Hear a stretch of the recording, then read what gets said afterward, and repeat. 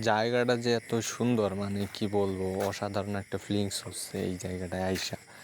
So lakh টাকা দিয়ে এরকম ফিলিংস হয় না আর কি।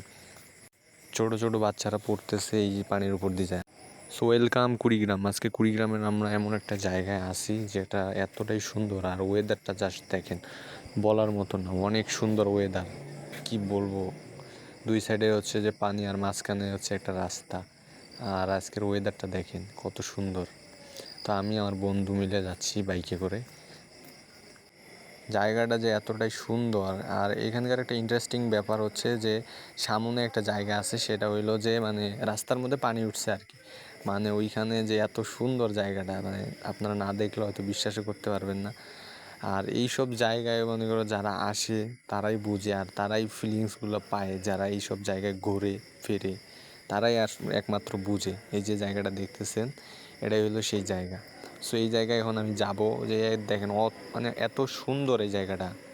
এই দেখেন পানির উপর দিয়ে ছোট ছোট বাচ্চারা স্কুল থেকে আসতেছে, কত সুন্দর একটা দৃশ্য, অসাধারণ।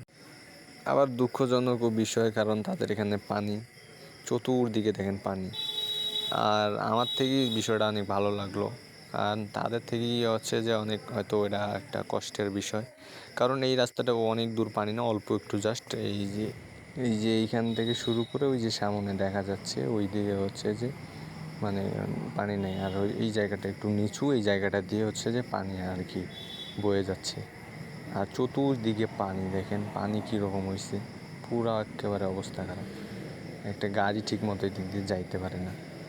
মানে এই জাস্ট এইটুকু জায়গায় হচ্ছে আর কি পানি, আর এর বেশি জায়গায় পানি নেই। সো ভিডিওটা আজকে এই পর্যন্ত। সবাই ভালো থাকবেন, সুস্থ থাকবেন। আর একটা কথা, যারা এখন আমার ইউটিউব চ্যানেলটি সাবস্ক্রাইব করেনি সবাই সাবস্ক্রাইব করে দেন। ভালো থাকেন, সুস্থ থাকেন। আসসালামু আলাইকুম।